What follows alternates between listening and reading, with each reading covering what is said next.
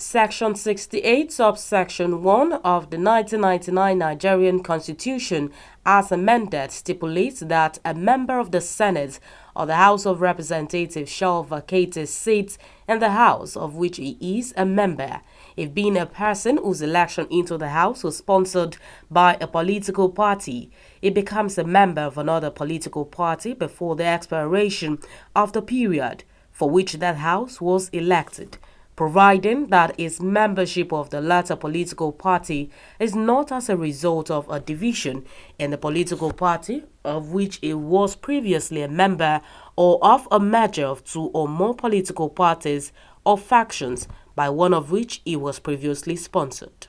Speaking to KAFTAN TV on law and morality in politics, they have this to say. The only way you can remove a governor is clearly stated in the Constitution of the Federal Republic of Nigeria.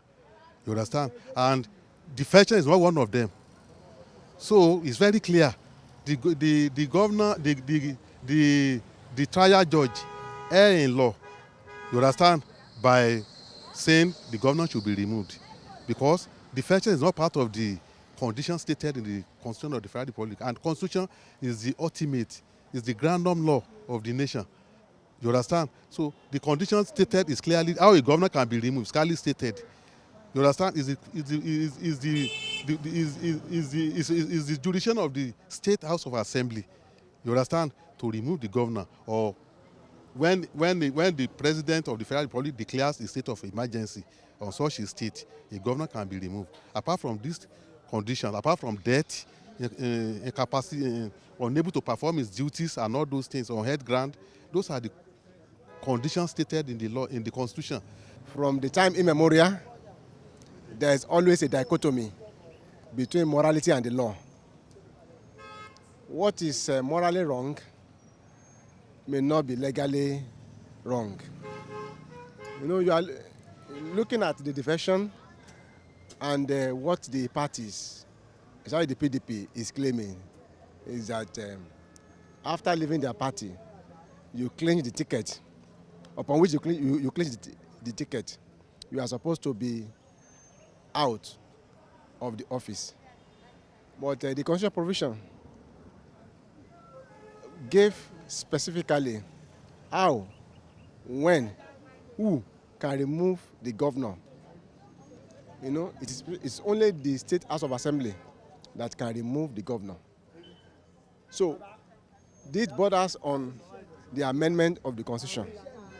You know, this is the time they are supposed to look at it holistically, because if care is not taken, especially with the way and manners defection is taking place in Nigeria, you will just see that the governor, the president, they have decamped to the party they like, which ought not to be. The ambiguous definition given to division as the legal basis for defection has created more harm than good. The law only says that a legislator must be sponsored by a political party, but it is silent on what becomes of him or her, or if he or she defects. As it is, there is a lacuna in the existing law because it does not specify clearly that elected officials should vacate their positions when they defect to other parties. We did not produce them ab initio. Speaking further, others also have this to say on the faction of law and morality. The court of the land has the final say. Even if there are legislations, we still require what the court has to say on those legislations for us to say what the law is. So whatever the court is saying on that is the final.